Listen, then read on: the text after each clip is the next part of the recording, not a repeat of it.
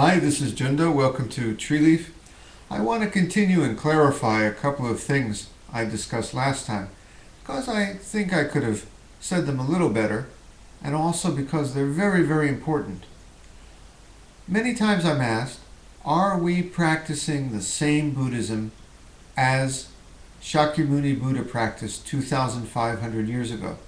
And I discussed whether we are sitting zazen the same way as the Buddhas and ancestors sat in centuries past. And the answer to both questions is no, and no, and yes, and absolutely yes. Let me explain. This is something I say from time to time and it gets me in trouble. I think that not only has Buddhism changed over 2,500 years as it moved from ancient India to ancient China to ancient Japan to modern Japan and other countries, Korea, Vietnam, now to the West.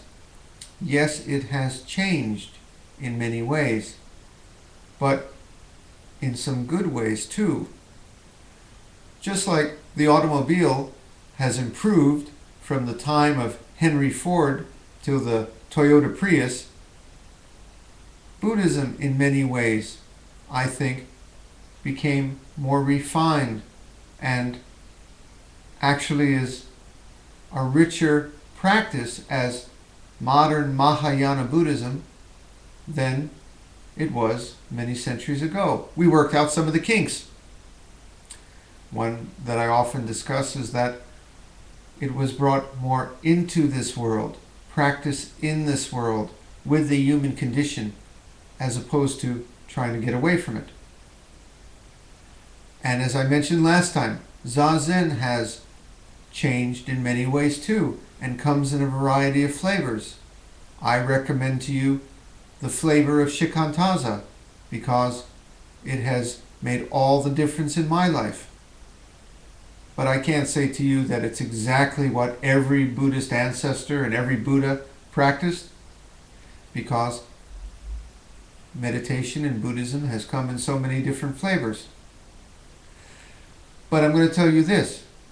We are practicing exactly what the Buddhas and ancestors practiced. And I'll even take it further. When we sit zazen, we are the Buddhas and ancestors sitting right here. In a sense, we often say that zazen is sitting us. There's just the zazen. Zazen is sitting you and me. How so? Well, just in the way that you and I are separate people, and the Buddhas and ancestors were their own people, long, long centuries ago, from that other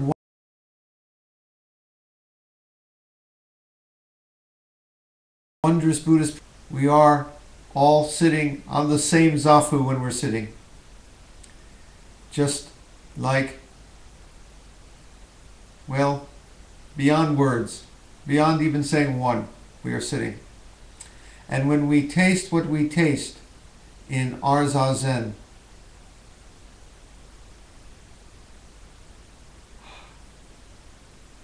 I'm going to put it to you this way.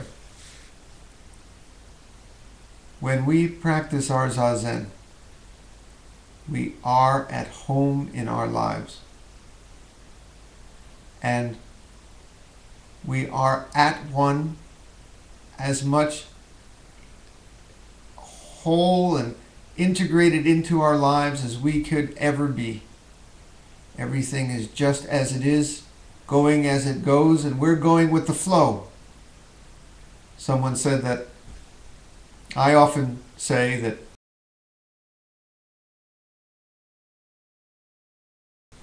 much more than that, it is allowing and embracing and being at one with it all.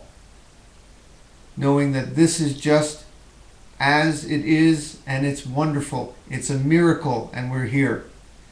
Our way is not only silent illumination, it's silence with illumination, where everything becomes bright. I'm going to say to you that when you are that much at home in your moccasins, when you are that much at one with all of reality and all the world, It's a good practice. The way we practice is a good practice, for it leads to a good way of living and a good understanding of who we are. Not only our true face when we drop all thought of divisions, but in this day-to-day world, we find out who we truly are. So, there are many, many kinds of meditation, but when you find one that leaves you without any desire to change life or the world in any way, yet feeling not resignation, but feeling that life and this world are just you and just as it should be, keep it. Don't change it. One thing I'd like to change is for the second day in a row, I've left the bell in the other room. Oh, I must be getting old. Shall we sit? 3 claps?